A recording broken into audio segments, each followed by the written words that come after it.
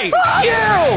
Listening to this podcast right now! Do you want to hear a fucking podcast about anything and everything? Yeah. Like movies, music, television, and more? Oh my god. Well, you've come to the right place. Yes. Subscribe to Journey into Comics Network, and you get Podcastrophe, hosted by me, Dick. Why not throw a couple bucks to the Patreon? It's your choice. Yeah. This is a Podcastrophe. That sounds so awesome. The following is a Journey to Comics Network production. This is a tasty burger. You ever tried shawarma? There's a shawarma joint about 2 blocks from here. I don't know what it is, but I want to try it. Do you want some coffee, Mr. Tully? Do I? Yes, have some. Yes, have some. Is butter a carb? Will you stop eating? We elves try to stick to the 4 main food groups. Candy, candy canes, candy corns, and syrup. I ate his liver with some fava beans and a nice Chianti.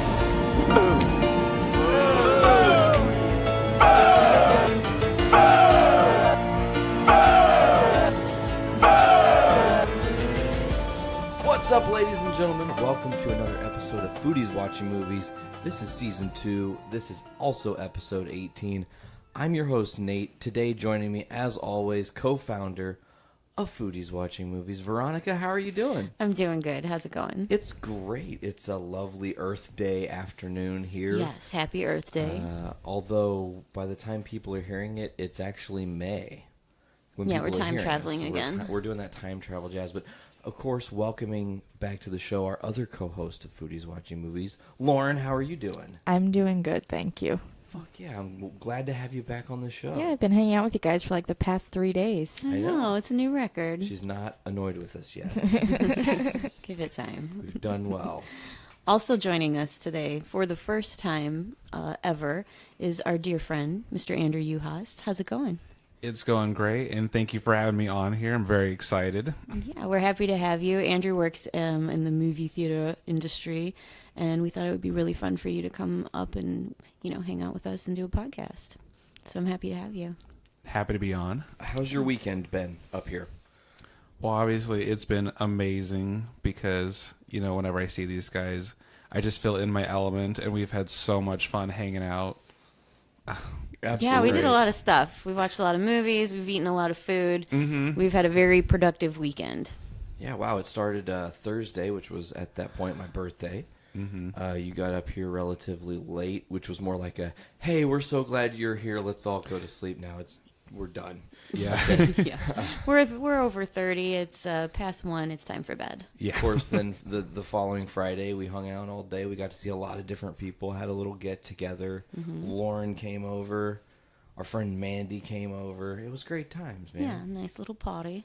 So, Andrew, right out the gate, you're new to podcasting, first of all. This is your first soiree into it. First ever. Okay. So, what's the most random thing you could ever say on a podcast? And go. Oh, no. And the brain freeze. Oh, man, that was mind so block. mean. I was just trying to see if he was going to be spontaneous Nate. on that. It's okay. You don't have to go there yet. Just at some point, drop a random on me. Okay? I'll do it. I'll mull on it. Anyways, where do we want to start, I guess? Well, I guess we could talk about yesterday. Andrew wanted to go to the Albanese Candy Factory before we hit up the movie theater, obviously. And that was pretty fun. I had never been there before. Like, I've only been to the little outlet where, you get, like, just half the experience. Oh, yeah. So it was really insane. Honestly, I'm going to say I didn't really like going there just because there were so many people. It was really overwhelming, and, like, people were in my personal space to the point where I wasn't comfortable, all fighting over chocolates and gummies and candies, and there was a lot of waiting, and I guess it all ended happily because I got like $60 worth of fucking candy. Right. Yeah. So there were a lot of candies purchased yesterday. Is the second time you've been to Albany's? Yes. What was your experience like this time? Well, it's the thing is, this time it was, as Veronica said, it was a lot more hectic because the first time I went, I distinctly remember there not being that many people. And so I really had the whole store to myself, so to speak, or ourselves. But this time it was way more crowded. People were kind of trying to bulldoze right through me, which, that's cool. But I distinctly remember, though, the Albanese workers, they were very helpful and very knowledgeable, so I really liked that part. Yeah, everybody that worked there was pretty nice. Mm-hmm. Yeah, I think they did a great job of helping us and, being really kind. Lauren, have you ever been to Albany's? Mm-hmm. You I've been there years ago. Okay. Me and my friend Val, we got high and then we went to Albany's. Did you What a spend day. entirely too much money, or was it all free samples? I believe we spent quite a bit of money, each of us. Awesome. Yeah. What's your go-to pick when you go there? Anything with chocolate and peanut butter. Fair. That's what Andrew liked. You got the peanut butter pretzel cups or something, right? Yeah. I got chocolate Dark covered chocolate. gummy What are bears. those dark chocolate peanut butter meltaways? Yes. Oh, yeah. Those are Slide one, amazing. too. Does everybody want one? I right don't now? want one. I'm not a big Youhas? dark Yeah. chocolate Yes, fan. please. Sure. Thank you. I somewhat just tolerate I'll have chocolate. I knew you would, because of course they're delicious. I And I kind of wanna want have my fruit slices though. You want some fruit slices? That's my go-to when I go to Albany's. I always get the little tiny slices of fruit gummy things. Those they're things. just called Albany's fruit slices, and they're my fucking jam. They have Tootsie Rolls there or something similar to Tootsie Rolls. Yeah, they've got the multicolored ones. Yeah, I like those. I remember those fruit slices. The texture is what got me. Yeah, these Oh. are fucking delicious. Does anybody want to try one? Or are you into your chocolates? I'll give it a moment. Okay. My mouth is overwhelmed with dark chocolate right now, which is not a bad thing. This is incredible. Mm-hmm. Peanut buttery, dark chocolatey, just perfection. Mm-hmm. On the flip side, what is not perfection? Lauren, I don't know if you saw this or not. I'm throwing Mentos under the fucking bus right now because fuck them. Just for this one. I love Mentos. They're what flavor? They're caramel mint. Caramel mint. Mentos. Yeah. Caramel mint Mentos. Yep. That sounds kind of horrific I'll to let me. you stew on that if that's something you want to try. I wouldn't recommend it. Of course, I don't want to try this. Why would I want to try this? For sport. Especially after you just said what Caramels you said about it. filled with mint dark chocolate. Mm-hmm. I don't By think Mentos, that sounds good. the fresh maker. Mentos better, Mentos fresher. I don't want one. They sound horrible. Let me just say, I was trying to compose myself, so sorry. What it is. The Mentos. I want to talk about the flavor. It's really the most bizarre thing you can imagine. Because you're eating this caramel thing, and you're like, oh, it's caramel, cool. And then you start to bite into it, and you're like, but mint? What? It's a caramel filled with mint dark chocolate, not dark chocolate, mint dark chocolate filled with caramel. Right. It's a caramel filled with mint chocolate. That's very strange. Why wouldn't they do it the other way around? Do you need to try one and find out? She does. She's looking at it like, fuck, what do I do here? Do it, do it, do it. Peer do pressure it. is the thing. Personally, I double dare you. To me, it just tastes like a Tootsie Roll with, you take a bite into it like, oh, there's the mint cream, but that's all it tastes like to me.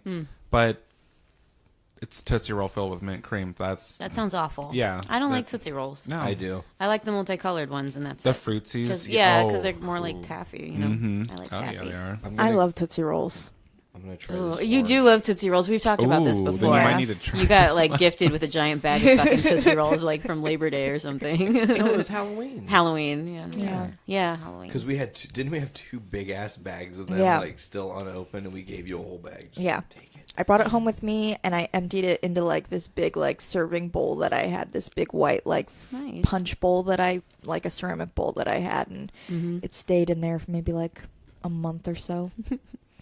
Easy to do, though. Just picking away and snacking here and there. I'm going to try this orange. What is this, mini orange slice? Yeah, it's just a little fruit slice, and that flavor is orange. I feel like Paul Rudd. Does anybody have any orange slices from Civil War? These are the mini ones. I also got a small bag of the larger ones, which were my OG favorite, my original favorite. And They didn't have very many, so I got what was left, which was only like maybe 4 or 5. You know what I genuinely appreciate about those? They don't stick to your teeth. No. They're easy to chew. Yeah, Right. you don't feel like you need to brush your teeth right after you eat these. Yeah. And the texture is really cool. I like it. But the orange flavor was kind of weak as fuck for me. Like, maybe Well, it's all the other you got to try flavors one of the going bigger on. ones. I'll go grab the bigger ones. I'll be right back. Okay, sure. Anyways, so did we really dive into your like movie history? You're a big movie dude. Love movies. Favorite movie all time? Kill Bill. Favorite comedy of all time? That's actually, it's a tie. Okay, bring on the tie. It's honestly a tie between Mean Girls and Bridesmaids because it's so quotable. Man, Bridesmaids is fucking hilarious. No, Mean Girls. Mean Girls. Mean Girls is where it's at. I love Mean I knew Girls. he was Right. gonna- My sister and I love Mean Girls. Yeah, of course, Yeah. you guys do. Yeah. It's a classic. Okay, I found these big fruit slices. Okay, so you're bringing out the big dogs. And then the texture on those bigger slices. Should I just like It's break even a piece better. off? And that looks like an actual piece of like Right? lemon. These lemon ones are like a little, Thank you. a little harder. But I like that texture. I love this. Yeah, these ones are good. The watermelon ones are really good. Mm-hmm. My favorite, I really love the lemonade flavored ones, but they were totally out of them. So whatever. That's really Wow. good. I first had these like at this candy store in my hometown. That's good. But it closed, and then I saw them again years later at like Six Flags, Nice. like the sweet shop at Six Flags, and I would get it every time I'd go there because they're so good. My vote is yes. They are very good. Mm-hmm. I much prefer this kind of candy over chocolate. Fair enough. I'm kind of back and forth, honestly. I like to have sours sometimes. I like to do chocolatey things. Peanut butter's a big jam of mine. Oh, I know this is kind of off topic because, Nothing is off topic on a podcast. Perfect. Tangent. Okay, Tangent so quick tangent time. On the topic of candy, so just yesterday or 2 days ago, I discovered one of my new favorite sugary sweet kind of candies. Apparently, Sour Patch Kids now makes tropical flavor, and it was fucking delicious. We did try those, yeah. The pineapple, oh god, it killed me. It's so good. I still have some. By the Good. way. I didn't get to try any. I Well, want I've one. got a whole bag because there's a lot of Sour Patch Kids for one Great. person. That's excellent. I always refer to my son as a Sour Patch Kid because he's like super awful sometimes, and then he's like And then immediately sweet. like, "I love you, mommy. Let me kiss you. You're beautiful." I'm like, ugh, you're turning into a little man. But I'm sure the candy wouldn't sell so hot if it was just titled Kids. True. Kids. Yeah, true. Anybody want any of these or sour worms? No, I'm good, but thank you so much, though. I don't jam so much on the sour stuff, I love it. but I could appreciate Sour Patch Kids. Do you know what I also love? We're going to have to talk about it. Buttered popcorn. Jelly bellies. Yeah, so Albany's has like an insane amount of jelly beans, like a whole section dedicated to whatever fucking flavor you want. Absolutely. And Nate had to pick out the worst, most awful flavor, buttered popcorn. Like, the that best, sounds most awful. delicious flavor. Have you ever had one? Yes, I have. How My long ago? stepdad used to buy me the big, like, assorted boxes of them. And I remember trying the buttered popcorn and hating it so much. It was so sick. For an experiment. No, I won't do it. Please? No. Pretty please? No. Super pretty please? No. Damn. With cherries on top? Listen, no means no. Fair enough. Her body, her You called me choice. out on Nate. that. Okay, so moving on. I want to go get those buttered popcorn. Throw them in the deliciouses. garbage where they belong. No, I don't. The ball has been passed into your court now for 1 second, host. Well, why don't you tell us, Andrew, a little bit about what it's like working at a movie theater? Okay. So working at a movie theater is actually pretty cool. On top of the fact that, like any other part-time customer service job, you could be scheduled in the morning, you could be scheduled in the evening, it's kind of all over the place. But on top of that, depending on the movie theater, the ones like I've worked at, you could be box office selling tickets. You could be concession, doing the popcorn, the nachos, getting the drinks, all that stuff. You could also be an usher. You could be cleaning up the theaters, cleaning up the bathrooms, which, kind of sounds like not a good time. But you know what? The movie theater is, and I will always say this to the day I die, it will be the easiest job I've ever worked. Yeah. The stressors at that job will never come close to the stress I felt at other jobs. Yeah. So it's a very chill job. That's cool. Mm-hmm. What's the best perk of working at your movie theater? My gut reaction wants to be like free movies, but I always joke about how, well, if I have the free time, I can see free movies. Right. But it's honestly amongst my coworkers and sometimes with the customers that come in, getting to talk about movies in real time because I'm at the movie theater. Mm-hmm. So you're getting the reaction from the audience as soon as the movie's out or whatnot. Mm-hmm. And you know what? Some of them actually, whether they're coming in early or they're kind of hanging out in the lobby afterwards. Sometimes you actually get to talk to some of them, and they're real movie fans, and you can tell the regulars that come in, they're movie fans. That's why they're here every week. So that's pretty cool. Hell yeah! So I've got to know right out of the gate, craziest thing that you've experienced working at AMC movie theaters. Craziest? Yeah, what's a what the fuck? How did this even happen story? Well, of the two that I immediately come to mind, there is one that I personally witnessed, so this is actually pretty hilarious. I won't say which one, but there was a movie theater that I worked at, and what happened was it was a really slow day. I mean, it's Monday morning. Who's coming in at that time? Monday morning. Right. And I remember at that time, there was a whole slew of Christian movies that just came out. And so this guy walks up and he was like, "Hi, I'd like one ticket to see God's Not Dead." Whoa. And I was like, "Oh, okay, cool. $4.99. He's like, "Okay." And then, throughout the day we'll do theater checks, just kind of checking up on things, making sure the film quality's good, people aren't on their phones, etc., etc. Mm-hmm. Near the beginning of the movie, he's doing just fine. He's just watching his movie. Second time we kind of peek in on him. Okay, so he's still enjoying his movie. Was he the only one in the theater? Only one in the theater. Thank you. I almost forgot that part. Third time, hardcore masturbating. Oh my god. Yeah. I was waiting for that. I actually wasn't expecting that at all. For God's Not Dead? Yeah. I guess there's just something about Jesus that, awoke his inner... Really doing it for him? Yeah. Really awoke him. Wow. God, yeah. So what happened? Well, he was asked to stop. But By who? By you? Well, initially, no. Because I was like, oh my God, this is fucking hysterical. So I go tell my manager, because technically that's what you're supposed to do. Right. If someone brings in alcohol, if someone's masturbating, those are the kind of things you alert the manager immediately. Sure. And the manager's like, I don't want to do it, you do it. Oh my God. So that was totally unprofessional, but I'm also game for a good time. So I was like, okay, let's do this. So I walk right up to him. I was like, hey, sir, you're going to need to put that away because the movie's still playing. Well, so it would have been okay if the movie was over. He could just sit in the theater. Right, exactly. But totally. During the film, put your dick away. Right, that's totally inappropriate. So, yeah, he didn't. He wasn't finished. So, so I go get the manager, and this time... So he just ignores you.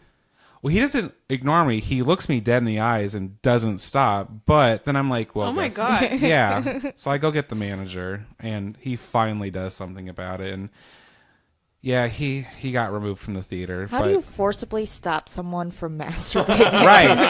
A stern... And that's a great point. And you know what? Honestly, a stern verbal warning is about the extent you can do. And then past that, it's okay if you don't stop calling the cops. Exactly. Right. So. You call the PO. Mm-hmm. Did you end up having to call the police? Actually, the guy, despite the fact that he was just not listening to me at all, I don't recall the cops coming that day, because after that, the manager did take over, but he did leave. We didn't need to call the cops, no. Wow, somebody vigorously masturbating to God's Not Dead. Vigorously, yes, being a key word there. Speaking of, I think there's a God's Not Dead too. Oh, Actually, really? 3 just came out. Is it? There's a because the second one had ironically Sabrina the Teenage Witch, Melissa Joan Hart in it, and then this third one. Whoa. There's a third one that just came out. Wow. God's Not Dead. The only reason I know that is because I went to go do taxes with my mom, and the woman who prepared her taxes was like, "We're gonna go see God's Not Dead 3 tonight. It's my birthday." She's like, "I'm getting off early. We're gonna go see it." And I was like, "Okay, that sounds great." Oh my God. You know, I love I know that people that like story. those people. I love that story though because even though it was like on the shorter side, I love it when something starts off with I was going to get my taxes and I'm like, I have no idea where this is going to end. It's not Dead 3. But then you finish the story and I was like, click, okay. Got it. And we're back. Great. Well, that is a pretty heinous theater story. Any others come to mind? Well, on the topic of sex and at the movie theater, same theater, by the way. Man, same identical like theater in. It was the same building, not the room, but it was the same building. Gotcha. Sure. What happened was this. It was the manager at the time, different manager, and she was working box office, and she had sold some tickets. I don't even know what the film was. It's irrelevant. But what happened was this old woman comes out, and I'm talking like hunched over, 120 years old, every voice, and she's like, "Excuse me," and the manager's like, "Yes, how can I help you?"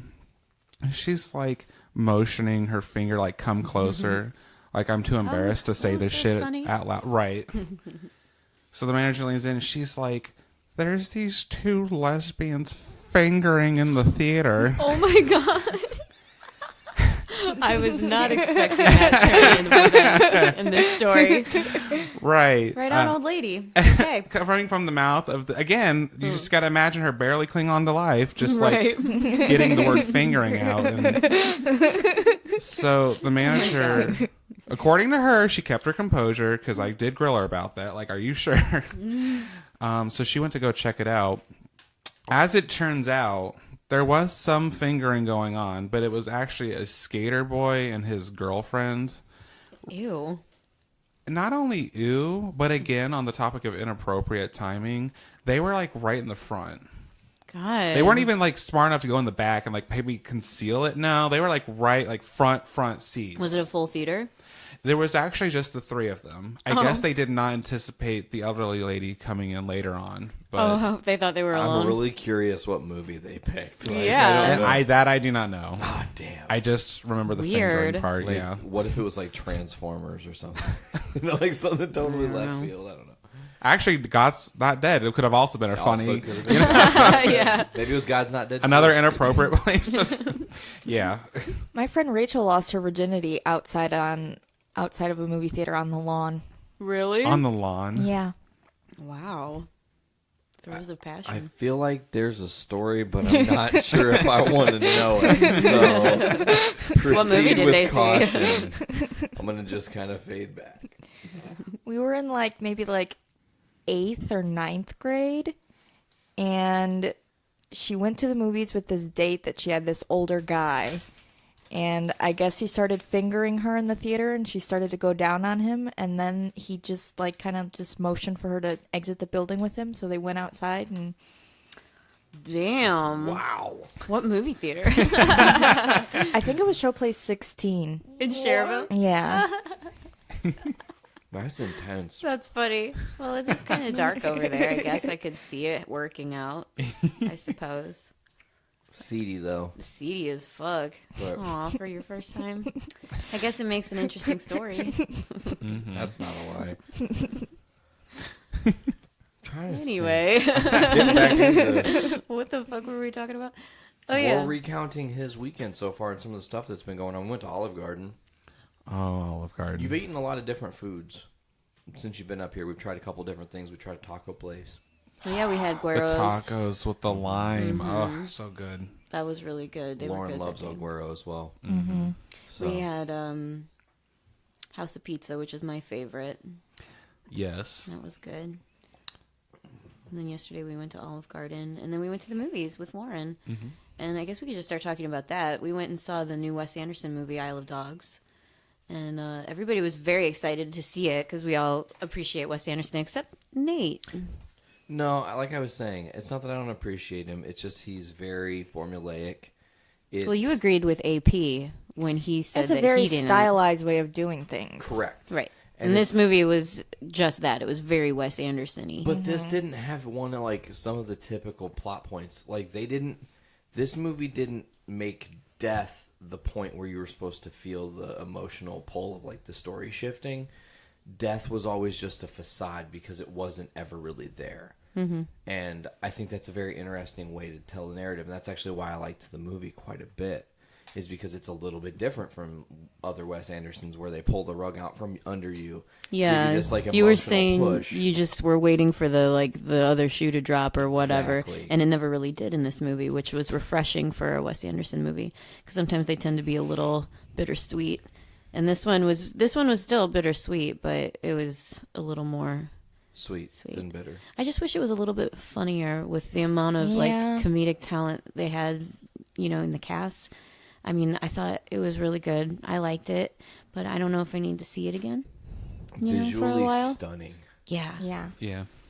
It's stop motion animation. I don't know how long it took them to make this movie. I'd have to do some... Probably 2 to 3 years. That's what it I'll usually look it up. takes. Let's see. You guys keep talking about it. One thing to note, did you see Kubo and the Two Strings? Perfect film. Right, Masterpiece. exactly. Masterpiece of a movie. It's also stop motion animation. And they did stop motion animation along with some green screening, right? Well, they do, because that's Leica, and they'll do that Yeah. for certain scenes. Are you trying to remember what you were searching? Yeah. How long it took to make Isle of Dogs. Thanks. There you go. I've done that, I've too. done that, too. You get the phone, you look, and immediately Well, I you opened go, my phone and realized I had a text, and I was like, wait, I was doing something else. What was it? Oh, thank you. Okay. I gotcha. I love dogs. Always here. But no, Kubo and the Two Strings, phenomenal flick, right? Mm-hmm. Their best since Coraline, in my opinion. I thought this was animated better, but for different reasons. Because this was more in all the little detail. Kubo is a big, fanciful journey. Of course, if you guys can hear that, Cammie's decided to jump in her box in the middle of the podcast. So that was probably annoying. Cammie's a cat, just to clarify. Yes, that's a good thing to clarify. Yes, she is a cat and The not loose, a person. not the loose toddler about the house. Not a human person. Okay, so the New York Times kind of summed this up in a little snippet. They said Wes Anderson's bleakly beautiful Isle of Dogs. That's how I would describe it. It's bleak as fuck, and it's I don't know who this movie is for. I don't know who it's for either. Yeah, I don't know who it's for. Well, I liked it, but I don't know who it was made for. I don't know who. Well, maybe just Wes Anderson. One thing I remember you saying, Lauren, last night is, which I agreed with, was it wasn't not necessarily clear of who it's for, but clear what the point of it was. Yeah. And a part of me is just kind of like, well, it's Wes Anderson, random to be random at times, but yeah, it just kind of ended. Wes Anderson is surreal in his own way, like David Lynch is surreal in his own way. David Lynch. We'll get there eventually. We have some things to talk about, David Lynch. We'll do that later in the show. We'll put a linchpin in that. So I was looking online here about Isle of Dogs. I just want to read this little description of it really quick. Sure. When, by executive decree, all the canine pets of Megasaki City are exiled to a vast garbage dump called Trash Island. Not all the canine, all the canine pets. All the canine pets. So all the dogs are exiled to Trash Island. 12-year-old Atari sets off alone in a miniature junior turbo prop and flies across the river in search of his bodyguard dog, Spots. There, with the assistance of a pack of newly found mongrel friends, he begins an epic journey that will decide the fate and future of the entire prefecture. So this movie's got it all. It's very Japanese anime influence. It's very Wes Anderson. It's beautiful to look at. Like, visually, it's beautiful and well done. I know this wasn't his intent. Obviously, Wes Anderson writing from a different point, but I'm just going to share an interesting perspective here. This very much has like that Lion King, Black Panther-esque feel of someone who is ascending, but in order to gain his throne, even though in this movie Atari isn't aware that he's gaining a throne or anything, any kind of power, but he has to go through this journey and really prove himself, and this is a little different than those other movies where it's like the prince knows they're supposed to be anointed, and then they go and they fall only to rise again. This is this kid just trying to save his fucking dog, man. Mm-hmm. And then it becomes even bigger than that, and then the grand scale of it makes you feel like it's like imminent, like there's things that are going to happen, there's a lot of bad that could come from this movie, and then ultimately it doesn't. But voice actors and talent abound. Oh my God, there's so many good actors in this movie. Yoko Ono was in this movie. Yeah, Yoko Ono was in it. But her name, too, in the movie was Yoko Assistant Ono. Yoko Ono. Bryan Cranston was in it. He played Chief, didn't he? Chief, yeah. Who played Spots? Spots was played by Liev Schreiber. Okay. Liev Schreiber. Oh, okay. Yeah, Scarlett Johansson was in it. Jeff Goldblum. She played Nutmeg, didn't she? Yeah. She was Nutmeg, yeah. She did. I mean, for as much as she bugs, I do like her voice when she talks. I think she's got a good voice for that character because she was kind of dead inside, you know? She's got that dead inside voice that works for this kind of movie. I thought it was good. Bill Murray's in it. Ed Norton's in it. Jeff Goldblum, like I said. Greta Gerwig, Frances McDormand. I love Frances McDormand in it. Mm-hmm. She played the interpreter, didn't she? Yeah, she was the interpreter. I really liked how they made this movie that way. Oh, yeah, who was the narrator? It says who narrates it in the movie, but what? Better not be Morgan Freeman. Here. You look. It didn't quite sound like Morgan Freeman. No. But that would be funny, though. Oh, narrated by Courtney B. Vance. He is an American actor. He did Hunt for the Red October. He's done a lot of TV. This guy. Okay. Yeah. Okay. So, he sounded like the, the insurance ad voice. What you're talking about? I can't think. Well, there's this one guy. Allstate? With Allstate, yeah. Yeah, that's the it. guy that was in 24. Yes, but it's not the same guy. It's Courtney Vance. Damn. Yeah, I enjoyed this movie. I liked how it seemed like it was so like disjointed, but it all just worked perfectly together, you know? Like the way that it was cut, and some of it was in Japanese, some of it was subtitled, some of it was translated into English. Yeah. They made a point to say that the canines had been translated into English, and it was just adorable. I'm still struggling to find the point of it. Yeah. Like it. Yeah. Well, who is this for, and well, I think why? the point of the story goes back to And what did I just watch is what I thought yesterday when I got out of the theater. I was like, what did I just watch? That was a reoccurring theme for that whole day yesterday. What the fuck did we just watch? And we'll talk about that later. Yeah, okay, so before we rate this movie, one thing I want to mention about the visual effects and how they did the stop motion was any smoke or anything like that was done with cotton. I love that. And yeah. it was just I love brilliantly done Super visual clever. effect. Absolutely. This movie is super precious and clever and adorable. I didn't like how much crying there was. Also true, but it was Yeah. subtle. You know, it wasn't like it was big sob fests. It sure as hell wasn't. I felt know, like it but was emotionally manipulative. Yeah, this movie I was gonna say, what was the little boy's Atari. name? Atari. Yeah. He was crying for like the whole movie. He was crying and gritting his teeth for the whole movie. Oh, the gritting of the teeth I with the kinda noise. loved and the I everything. kept gritting of the expecting. teeth, I kept though. expecting like some of his teeth to just break. pop off, like pop out of his mouth. The dude had a fucking metal rod stuck in his head the whole movie. Yeah. You know, okay, that was he plane was crash. he was on a mission to find his dog. He just loved him so much. I don't know what was up with his eye color and with the eye color of the girl, the young American exchange student. Oh, with the fro. Yeah. They just had very strange. This is a very culturally interesting movie. Definitely worth a watch, though. Yeah, I'd recommend watching this movie. I'll go but ahead only and once. I'll throw the rating out there first. I'm going to give this a 2.5 out of 5 pizza slices. Not that it was bad, not that it was the best thing. It's just middle of the road movie for you. It's very middle of the road. I'm still undecided. I feel like if I saw it a second time, it would definitely bump it up to 3.5 because I do like the story. I did like Atari as a character. I almost feel like you would like this movie better if you had seen a few more Wes Anderson movies before you'd watched it, or even after. Like if you'd seen Fantastic Mr. Fox, you might have appreciated this movie a little bit more. Have you seen The Life Aquatic? Yeah. I love The Life Aquatic. That's my favorite Wes Anderson movie. I love the soundtrack for that. I've seen The Royal Tenenbaums, Moonrise Kingdom, this. What was the other one? The Darjeeling Limited, The Grand Budapest. Didn't see Grand Budapest. Bottle Rocket. Didn't see Rushmore. Rocket. Saw Rushmore. Jason Schwartzman, which helped write this movie. Yeah. Isle of Dogs. He was one of the writers. Yeah, I saw that at the end. He's always a collaborator with Wes Anderson. The bros. Yeah. What did you think?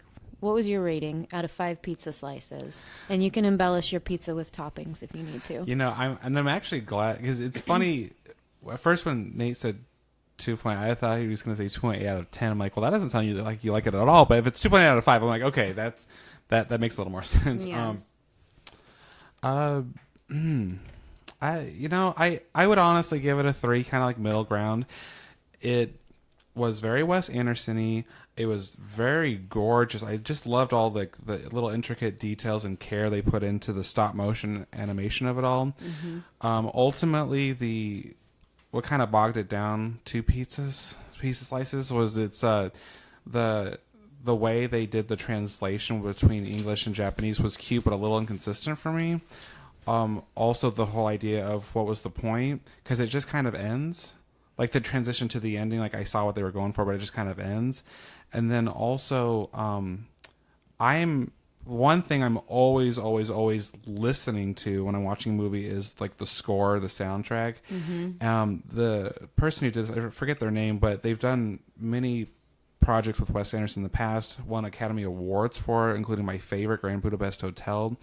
The soundtrack, what he does usually is it's the same Alexander motif. Desplat or something.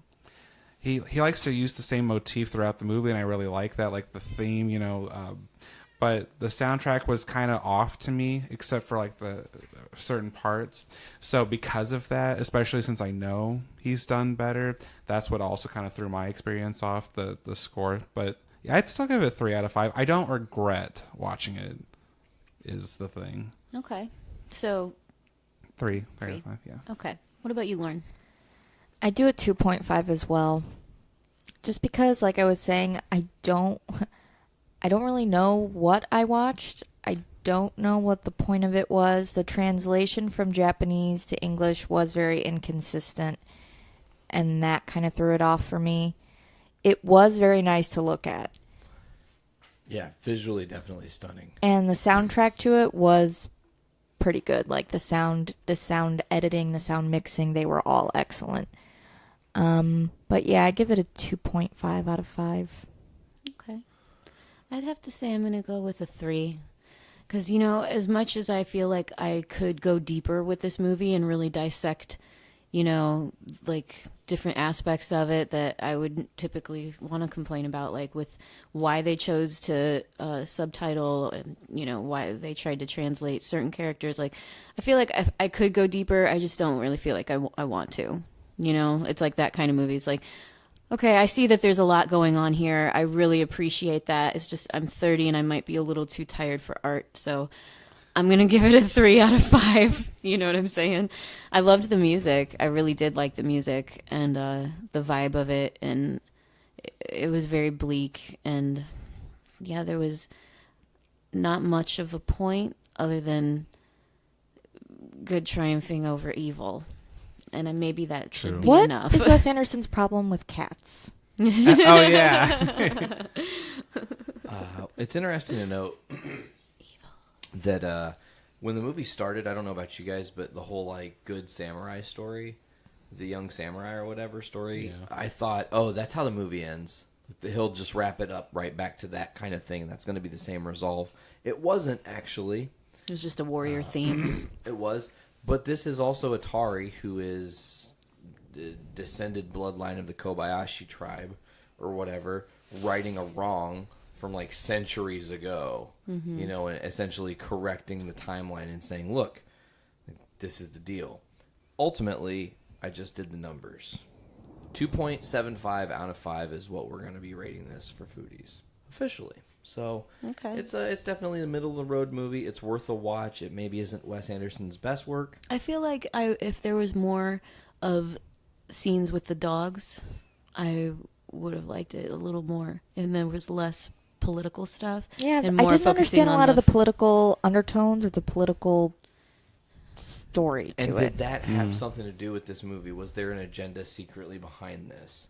Because I thought that too. If there was, it was very deep in there, and I was Right. just not invested enough to really explore it any further. Well, I think that it was how like Kobayashi illegally won all the votes and the scientists getting killed, like all the corruption that happens within politics, like kind of bringing that to light, and then like and standing up against it and inevitably triumphing over it. Yeah, exactly. Yeah, a beacon but of hope in these dark times, but it didn't really nail me like that. You know? I guess who was this movie for? I guess the inconsistent translation could also deal with like it could kind of be a little bit of a I don't want to say a metaphor, but in some way relate to dogs not understanding us or us not understanding dogs. Oh, I like that. Like, you know, right, and the subtleties of how you can communicate with somebody that you can't communicate with. That's why there's all of the tears and the close-ups shots of the faces, you know, the excessive emotional manipulation because there's no words. Can I ask y'all a question? Did it bother the fuck out of anybody else that the dogs were whistling? I was like, come the fuck on, man. The dogs can't be whistling like that. No, I didn't mind the whistling. I mean, they can't speak English either, so I was like, well, okay, I'll just go with it. I was looking at it for more of like I thought it was a sweet movie. I'll leave it. It at was that. cute. It was sweet. It was an interesting, artsy, sweet movie that I would recommend if you are ready for a middle of the road Wes Anderson movie. Well, you know, that was beautifully done. Whatever. Very true. This is one of those movies. I kind of got this from the trailer of this movie, though of course my expectations were a lot higher. This is one of those movies, honestly, because I don't know who it's for. I would also recommend it, and also preface that by saying, I don't know if you'll like this or not, so give it a shot. Because absolutely, I'm sure there's somebody. Well, because it's like in the 8 or 9s on average online. Yeah, Rotten Tomatoes gave it 91%. Yeah, so someone's liking it. Critics are liking it. Loving it. I don't know who.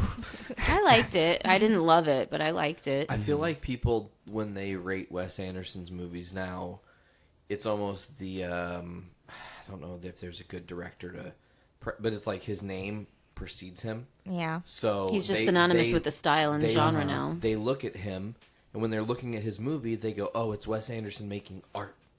It's not Wes Anderson making a cohesive movie that's supposed to answer." Right, because he makes independent art films. Exactly. You know, he makes them for himself. A lot of That's times, who this movie's for. It was for Wes Anderson. There was the comparison with surrealism with David Lynch earlier. Yeah, maybe we should use that as a segue into our next topic, which I'm a little bitter about, but I mean, we can go there. I was gonna give a brief review on a movie I saw that none of you completely saw. You started to see it but didn't finish it, which was Brigsby Bear. Oh, okay. It was a Sundance Film Festival movie last year in 2017. This kid Kyle Mooney, he from SNL, lives in an underground bunker his whole life. He has only ever known one thing, Brigsby Bear. It's this TV show that he gets VHS tapes of that like teach him about life and stuff, and he only knows his parents. The people who stole him from a hospital. Which he doesn't know. Right. So when he's like in his late 20s, early 30s, and the cops show up and take him away and give him back to his real family to free him, he is displaced into a world he literally doesn't know or understand. And the only thing he wants to do is see more episodes of Brigsby Bear, man. So he goes on a quest to make his own movie, and it's really just it's well done. And the Lonely Island team did the movie. Like, it's Andy Samberg. He makes a cameo appearance in the film. I feel like there's another member of Lonely Island that's in the movie too, but don't quote me on that. But it's really sweet. Mark Hamill's in the movie as the dad. Yeah, I watched the first 20 I watched the first 25 minutes of this movie. Yeah. And I kind of was bummed that I didn't finish it. We'll finish it. We'll rewatch it because it's worth the watch. It looked really interesting. It's definitely different. It's one of those things that if you come across it and you have an opportunity to sit down and watch it, give it a shot because it'll leave you feeling, I guess it's a different kind of bittersweet is what I want to say. It was borderline looking like it was going to be bleak just because this character is so pathetic. But then it kind of doesn't ever take that rough of a twist. Like for a minute. Well, that's good. Yeah. I'll definitely watch this movie then. Yeah, it's a definitely worth a watch. I would say it's definitely like a 3.75 out of 5 pizza slices for me. Okay. Well, I guess we have some homework for next time. At any point in time. Movie homework. That just sounds fabulous. I know. It's the best kind of homework. You know what? I want to ask a question. Is there a movie you could recommend to us that you don't think we have seen? I know. It's Ingrid Goes West. Oh, please. Because, well, as have I you said... seen that, Lauren? As I said last night or 2 nights ago, if I had not seen my personal favorite of 2017, Three Billboards Outside Ebbing, Missouri, I would have said my favorite film was Ingrid Goes West. It's Aubrey Plaza.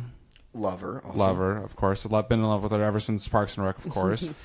She's I know her from Scott Pilgrim. Scott Pilgrim. Also, she did that spot on live action Daria thing for college humor. Safety Not Guaranteed with Mark Duplass. Oh my God, I love that movie. Yeah, it's so good. So obviously all over the place, right? Amazing actress.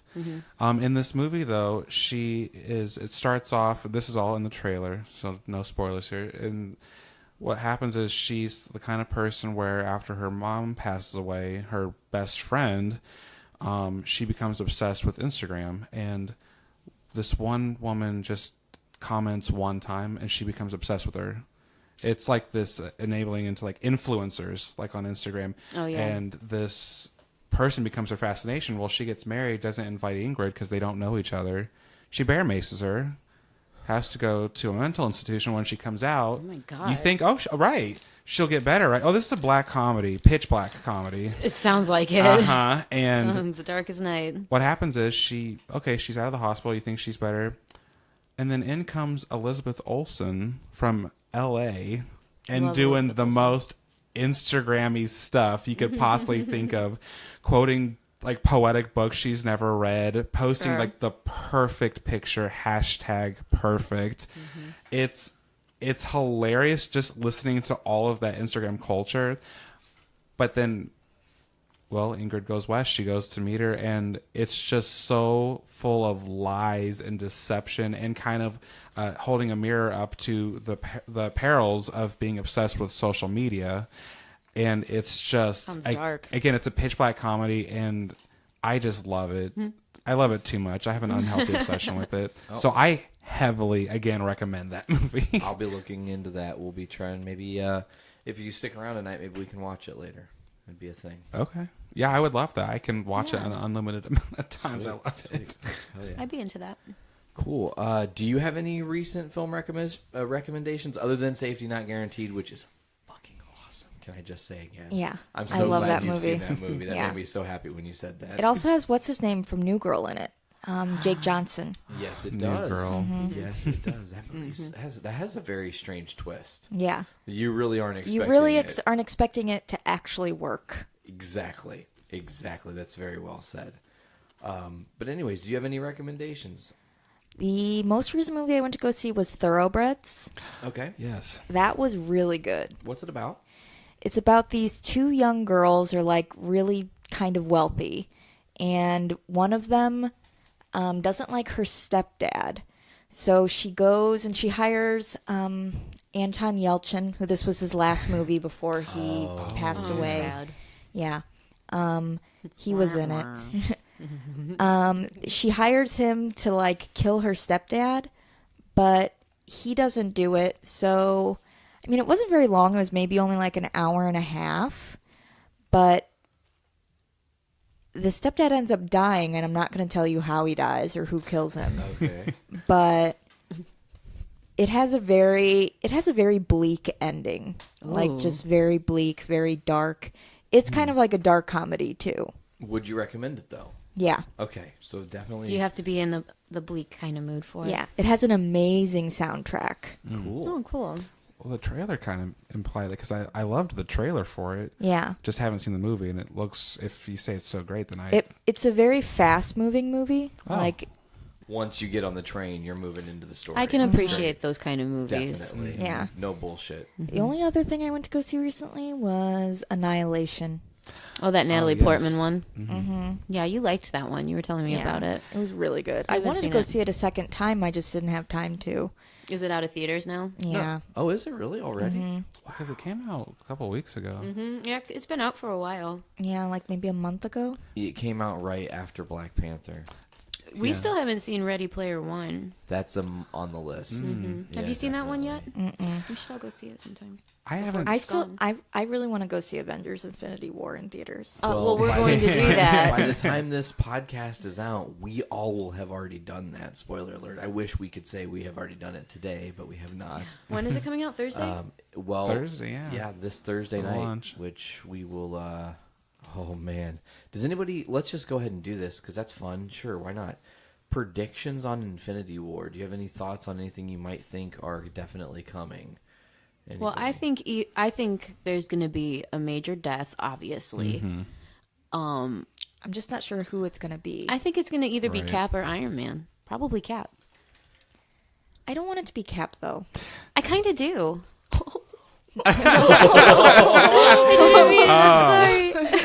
You just missed Veronica doing the perfect. Did I just fucking say that voice? Yeah, I did. I guess I just said what was really in my heart. No, he. If anybody's gonna die, it's gonna be the old man. You know, like he's gonna die a hero. That's like his destiny, man. I feel like if anyone should die, it should be Tony. It has to be. I think I don't want Tony to die. The weight of the weight of Tony Stark's death, though, will literally change the course of the MCU because it's hinged on That's him. what's gonna happen, isn't it? I can already see it. I mean, there's a couple different things I can see happening. Here's something that we haven't talked about. Maybe I've shared this on other podcasts, but I digress.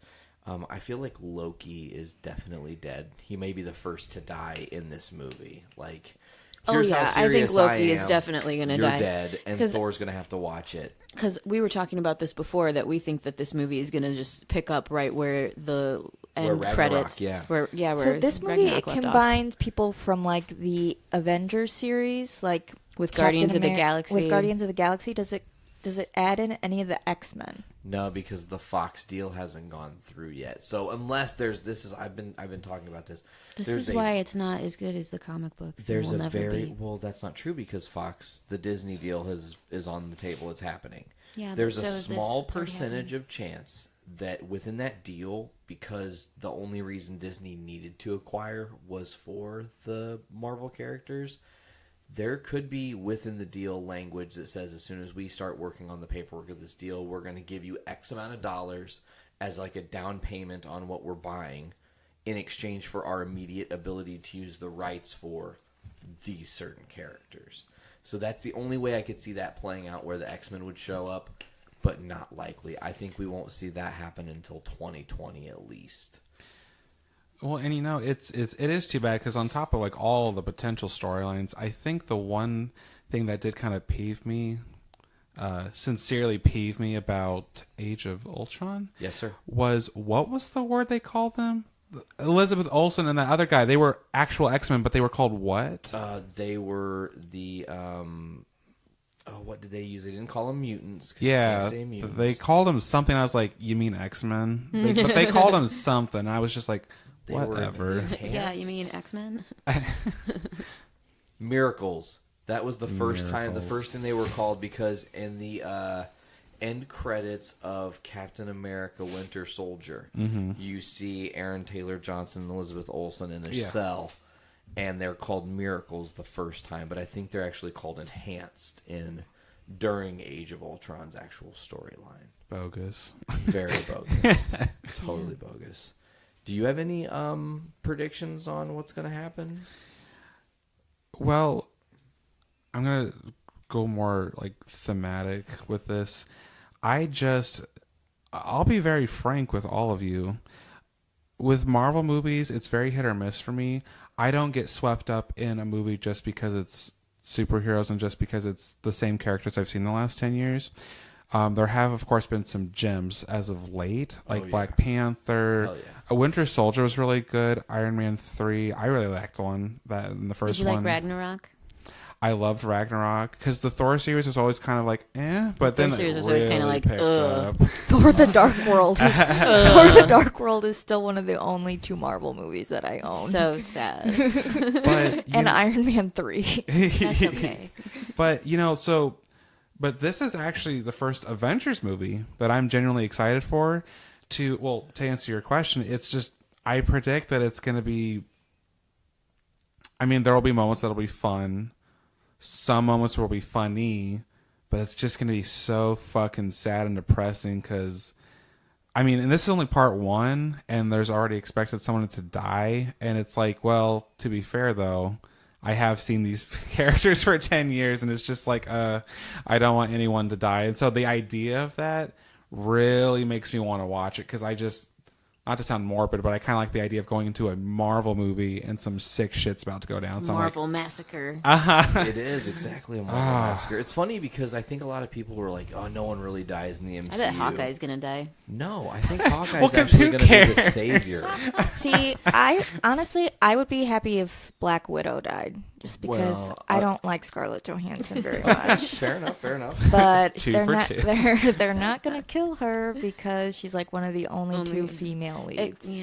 That just makes me excited for Captain Marvel, though. Brie Larson. I love Brie Larson. Which actually, Josh Brolin fucked up and said that she's in this movie. Nuh-uh. Mm-hmm. Well, her, spoilers. Michael Douglas, Michelle Pfeiffer. Oh my God, Michelle Pfeiffer. Meaning that they're going to do Ant-Man and Wasp lead-ins in this movie. That's right, I did hear about that. Yeah, so this movie's like Michelle Pfeiffer. I wonder what her life's like. One thing I want to say, I think Drax the Destroyer is also dead. I think Batista's gone. I think you're right. Because he is the most comedic member of the Guardians because he's so sincere. And you've grown to love him because he's kind of a lovable idiot. So killing him in exchange for the team growing more and growing together more is, I think, a necessary play. You're not going to kill Groot. They already kind of did that. He's not really dead. You're not going to kill Rocket because he's too unique of a character for movies. Is Rocket the little raccoon? Little raccoon, yep. Mm-hmm. You're not going to kill Gamora because, again, lady lead. Right, love interest. And you're not going to kill... Who's Gamora's sister? Isn't she played by Karen Gillan? What's her name? Nebula. Mm-hmm. Mm-hmm. And... well, you also have Mantis. And Mantis, yeah. Interesting She's just a side character. In the comics, Nebula is actually the one who stops Thanos. Truth. Dope.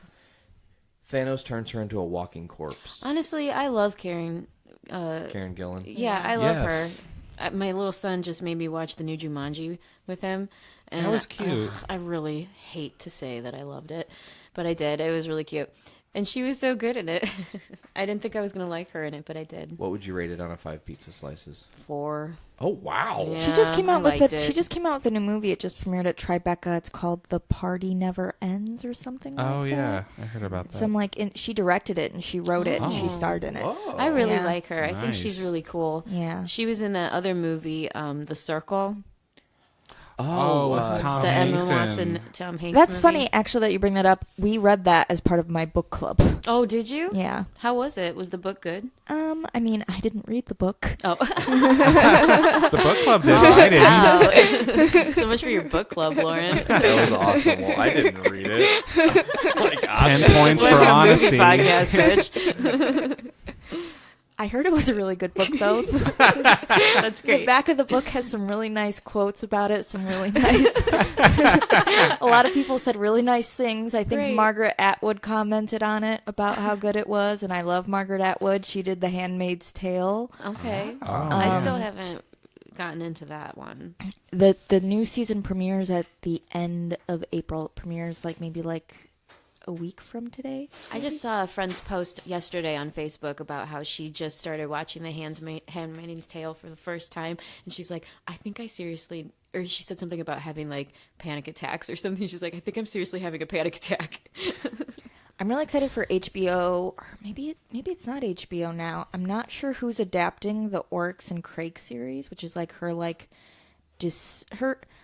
science fiction dystopian like world that she did. Like it deals more with like physical sciences as opposed to like just like social sciences, like The Handmaid's Tale. It's all about like people. Right. But Oryx and Crake. What's the second one? The second one is called The Year of the Flood, and the third one is called Mad Adam. Ooh. But intense. Yeah. That sounds like something for grown-ups. They're also adapting the His Dark Materials trilogy into a BBC series. I'm really excited for that. I love anything on the BBC. Yeah, I love those books. I grew up reading them, and I'm so excited for them to come to BBC. I just recently started reading a new book because I was telling you the other day, I guest hosted our other Journey into Comics Network, other podcast, Literature, an enlightened podcast about books. Nice. And it was for April Fool's Week. I got to host that one, and I did a book review on Skeleton Crew, Stephen King. And it was so fun. And, wait, what were we just talking about? I just lost my train of thought because I was thinking about literature. Right. Oh, I just lost my train of thought. I forgot where I was going with that. Oh, we were talking about books. Yeah. I'm sorry. This is a movie podcast, but we were going down a book tangent. But yeah, I just recently started reading a new book after I had that experience. I was like, I got to start reading again. And so I'm going to pre-order this book by Charlene Harris. Did you ever read any of her books? She did the True Blood books. She did the True Blood books? No. I bought like the first and second copy of those books, but I could not read more than like 2 or 3 chapters into them. They were so awful. You didn't like them? No. Oh my God, I loved them. It was like my Southern Stories. It was like softcore porn. In books. Well, I was like a little housewife at the time, like that was my shit. No, I loved it. I thought it was so good. And she had like a whole bunch of other little series that she writes about, like different little anthology series. And she has a new one coming out, and it takes place in this alternative America where this woman is like a gunslinger and has to like run people across the borders from Mexico to New America or some shit like that. And it's supposed to be all like witchy and shit, so I'm going to give that one a try. Anyway, you're back. You're eating that disgusting buttered popcorn jelly bean. They're so good. Anyways, do you guys want to grill me now? Do you guys want to grill me? Is that a segment? Grilling Nate? Yeah, grill me. Because I feel like it's coming. For eating the popcorn. Oh, about what happened last night. Twin Peaks. Mm-hmm. That was a damn fine mistake. Yeah. I kept telling y'all that's the deleted scene. Okay. We didn't even realize until... Let me explain what happened. This is horrifying and hilarious. So we decided that since we watched the first 2 seasons of the original Twin Peaks, that we wanted to watch the movie that came out after that. After season 2 was canceled, they came out with this movie called Fire Walk with Me. And then years later, this was last year, they came out with season 3 on Showtime. So Sarah and I just recently watched the original seasons 1 and 2. And we invited Lauren over, and we wanted to watch Fire Walk with Me. So Nate got it for us. He found it online, downloaded it for us, and we sit down and we've been talking to Andrew all day about how magnificent Twin Peaks is and the glory of how it just encapsulates your life, and now everything is Twin Peaks. Am I wrong, Lauren? No. Yeah, exactly. So then we put this movie on. And it took us a really long time to get ready. Like, we're ready to watch this fucking movie. We even said the wrestling thing. We're like, it's time. Let's do it. And so we put it on. Nate put it on for us. And we're sitting there watching this movie, and we're so confused. We should have known when it said deleted and extended scenes at the beginning. At the very beginning, but because we were watching David Lynch, we had never seen Fire Walk with Me. We had no fucking idea that Nate had mistakenly downloaded the movie Twin Peaks Fire Walk with Me missing pieces, which is just the extended and deleted scenes from the movie. Yeah. So we were watching this horrifically disjointed. Editing, which we didn't even realize until we got to literally like it had ended. We watched the whole thing. Yeah. It was the whole thing. We watched the whole fucking thing. 2 hours of deleted scenes of Twin Peaks, only to realize that was not the movie we were supposed to watch. Because I was reading along with the Wikipedia the whole movie. Right, and you were so confused. You're And like, I was like, it. this is not how it's supposed to end. And then I found the Wikipedia on Twin Peaks: The Missing Pieces, and I was like, oh wait, did it end this way? Yes, it did. So Nate fucked up and downloaded the wrong movie, and we watched it last night. So what did you think? Did you like it? Would you give this movie out of 5 pizza slices? I just felt so bad for Andrew because this was his first foray into Twin Peaks. Like, immediately following this disaster of a movie viewing that happened, we watched the pilot episode of Twin Peaks. Pilot. Andrew, what'd you think? Did it make up for the horrific, clusterfuck that was that deleted scene mess? Yes, it more than did that. I personally love these kind of small town dramas. I like the idea of there being like this, murder mystery case that's shaking up the whole town. And I completely then saw, after watching the 1.5 hour long pilot, which felt like to me like the proper movie. Yeah, it was a really long pilot. But it was so good, though, because there's all this drama, all these little things, all these little, trails to kind of, watch for as the series progresses. So many Easter eggs. Mm-hmm. You really have to pay attention when you watch Twin Peaks. Mm-hmm. Just to pick up on all of the ridiculous nuances and subtle, hilarious things. But I absolutely loved it. And again, I completely understand in terms of looking at it as perhaps even a parody, because just as I was actually, getting emotionally invested in a scene, and it was so funny because here I am just watching it with such earnest, and Veronica and Sarah just fucking dying in the background. We're just smiling so crazy because we know what's happening. And then something will happen. The mother of the victim starts screaming her head off, but not in an appropriate way. Right. And and then over the top. It's over the top. Or there'll be a serious moment where now the students are learning, she said, and then someone over dramatically snaps their pencil in half, and it just it disconnects from the scene. But Donna Hayward crying at her desk, right? sobbing. She immediately knew it was Laura. But it's drama, and then the schoolgirl's screaming through the quad as she's running with her there. holding her head, yeah, like she's lost it, and it's just. But all of that though, those slight little disconnect moments though, it makes you think that it's a parody. Even those work exactly. It's a mess, but I love it. I absolutely loved the pilot, and I'm so glad he gets it. I was worried. I was going to be really mad if he didn't like it. After the movie, I was like, That was not a movie. That was not a movie. That was literally literally just deleted scenes, somewhat coherently edited to resemble something like a movie. Sarah kept saying after the movie or after the thing was over, it wasn't a movie. Stop thinking you even saw it. Oh yeah, get out of your head. It never happened. Yeah, she's like, completely forget you saw everything, because there was a couple of spoilers here and there that you are not even going to remember. By the time you get through Twin Peaks, because you have 2 seasons to catch up on, and they're 24 episodes a season. How's that make you feel? You have a long summer. Well, actually, and I said this last night, not trying to plug companies or nothing, but seriously, I've got Netflix and I'm going to be watching the shit out of it when I get home. Excellent. But then after that, because the 3rd season is available, I'm going to actually buy Hulu finally in my life so I can watch that. But also because I'm obsessed with Archer and It's Always Sunny in Philadelphia. But I am hooked on Twin Peaks. Great. That air quotes movie, air quotes, that we watched last night did not deter me. Good. I'm so glad. Because I want to go back. I want to watch Fire Walk with Me. And then maybe someday I'll watch The Missing Pieces again, because I'm so obsessed with Twin Peaks. I would watch it again just to be like, what I miss. I need more. The third season is really good.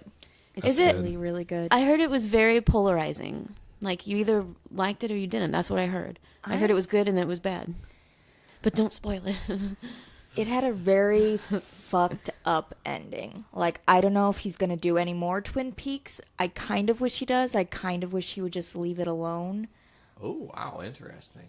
But it had it kind of had an ending where you just want you just need to know what happened. God but damn But it. at the same time, it's like, I don't know how he's going to... It's not like he can wait another 25 years. Yeah. They're all getting older. The log lady's already gone. And the thing that's so strange about it is just because of the way that it ended, I don't know how he's going to open up a 4th season, just because it just ended so oddly, but like in a very David Lynch way. Like it kind of made sense that he ended it this way, to be honest. Ugh, well, now I just have to watch it. We're going to have to watch Firewalk with me, and then we're going to have to watch season 3. You need to watch Westworld. Oh, I know. Guess I know. what? We do. We have one more story to talk about food-based wise on this podcast because it was recently my birthday. Yes, it was recently Nathaniel's birthday. We went to Hibachi. We went to House of Kobe for teppanyaki. It was redonkulous. Yeah. It was so good. I ordered the Kobe beef steak and scallops. And they were fancy. Absolutely incredible. What I love about this place, you've been to House of Kobe, right? Mm-hmm. I went there in high school for like after prom and yeah, turnabout. It was House of Kobe was like a very 90s place to go. Mm-hmm. Like in the 90s, you go there for your birthday to get the Polaroid picture and and the carrot cake.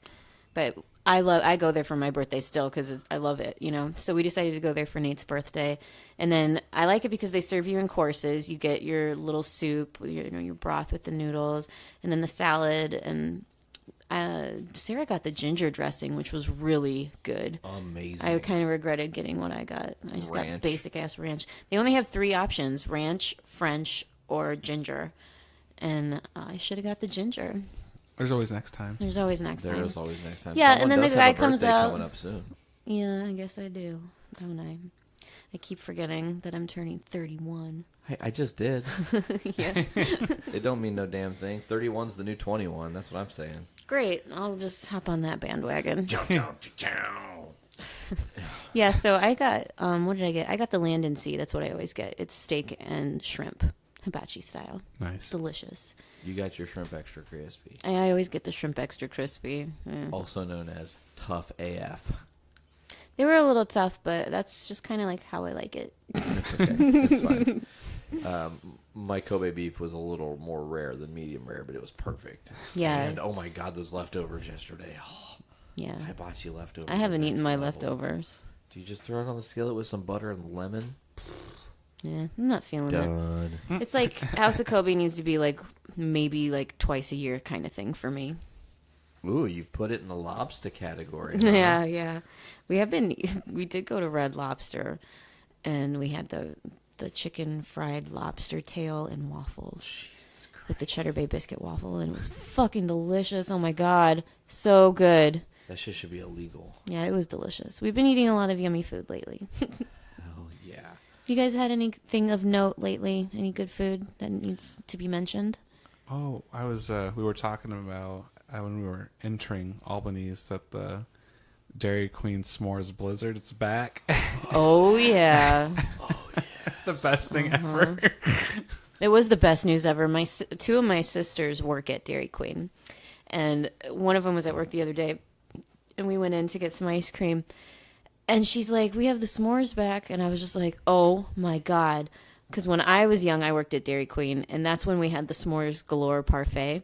And it's like the same thing as a peanut butter parfait, but just with s'mores stuff. So it's like a layer of hot fudge, the graham cracker, marshmallow, and vanilla ice cream. And you just repeat those layers over and over, to your heart's content. And she made me one because they don't sell them on the menu, but she just made it like she would a peanut butter one, and it was so good. It brought back so many memories. It was very nostalgic. I loved it. Ridiculously tasty. Kind of want one now. Well, we are going to be getting out later. Of course, we can probably do that legally. I have enough sugar. We bought like $60 worth of candy. Aldi's, yeah. Oh man. But you know what's nice about that? I was just talking to Andrew about this morning. Even like this, I'm not going to finish this today. I won't finish these today. In like 3 or 4 days, Ooh, you got watermelon gummy rings? Goddamn right I did. I really like the peach ones. They were out. Peach rings. 100% out of peach rings, yep. Because I was going to get some of those too, and they were out.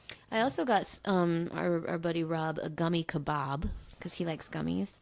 Gummy kebab. Yeah, look at that guy. It was like $3 for a kebab with lots of different kinds of gummies. So it looks like they have like an orange flower and one of those Peeps, some sour stuff, some Sour Patch Kids. Whoa. Ooh, Sour what was Bears, the... I do that sherbet. only with The chocolate. sherbet. I do that with chocolate.